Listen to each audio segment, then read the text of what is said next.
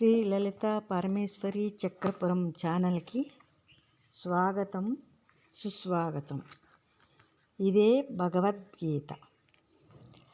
యతి అపి ఏతేన పశ్యంతి లోభ ఉపహత చేతసః కులక్షయ క్రతం దోషం మిత్రద్రోహే పాతకం చ కథం నా జ్ఞేయం అస్మాభిః పాపాత్ అస్మాత్ నివర్తితుం కులక్షయక్రతం దోషం ప్రపశ్యది బహ. జనార్దన. మాధవ, ఈ దుర్యోధనాదులు రాజ్య లోభము చేత నాశనము చెందిన చిత్తము కలవారై కులనాశనము వలన కలిగే దోషాన్ని, మిత్రద్రోహమునందు పాపమును కూడా గుర్తించలేకపోయిను. కులనాశనము వలన కలిగే దోషమును చూస్తున్న మనం ఈ పాపాన్ని నుండి తప్పించుకొనుటకు మనకి ఎందుకు తెలియకూడదు? కులక్షయే ప్రణశ్యంతి కులధర్మాః సనాతనాః ధర్మే నష్టే కులం కృత్సమం అధర్మః అభిభవతి బుత. కులనాశనము వలన అనాదిగా వస్తున్న కులధర్మాలు నాశనమవుతాయి. ధర్మమునందు నష్టమగుట వలన అధర్మం కులముని అంతటిని దృఢంగా వశం చేసుకుంటుంది.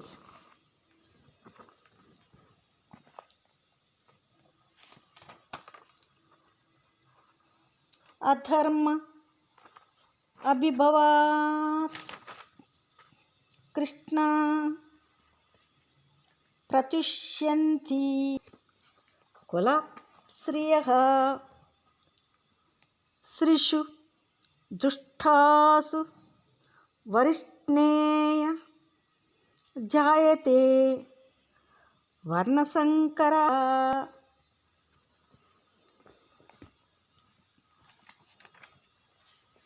మాధవ,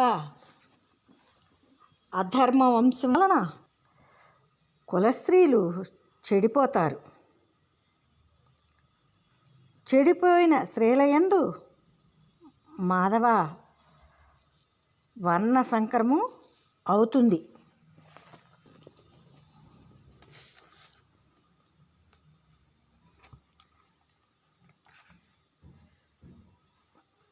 కులస్త్రీలు పతితులు అయినచో అవాంఛనీయ సంతానం కలుగుతుంది.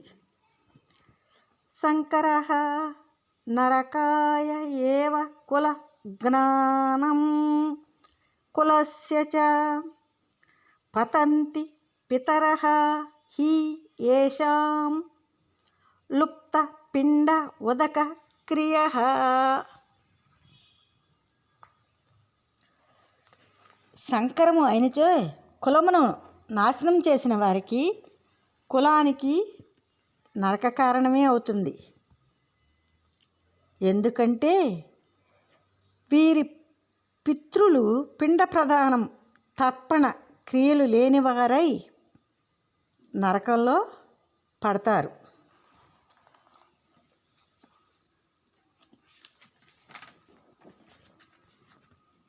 దోషైః ఏతైః కులజ్ఞానాం వర్ణసంకర కారకైః ఉతాసధ్యంతే జాతి ధర్మాః కులధర్మాః చ శాశ్వతాహు.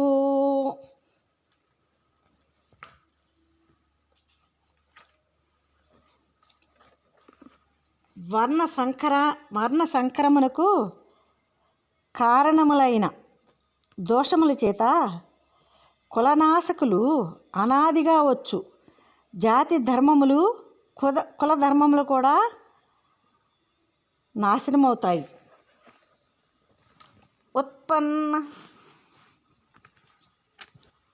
ఉత్సన్న కులధర్మాణం మనుష్యాణం జనార్దన నరకే నియతం వాసః భవతి ఇది అనుశ్రమ.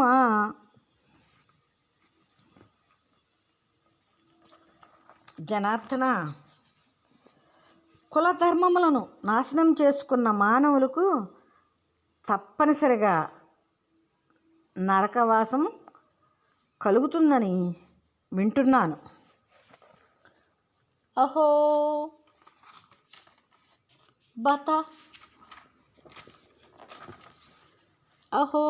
బత మహత్ పాపం కర్తుం వ్యవసితాహు వయం యత్ రాజ్యసుఖ లోభేన హంతుం స్వజనం ఉద్యతాహు.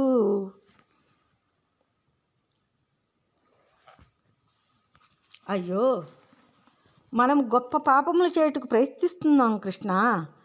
రాజ్యము వలన సుఖమును పొందే ఆశ చేత మన బంధువులనే చంపబోతున్నాము.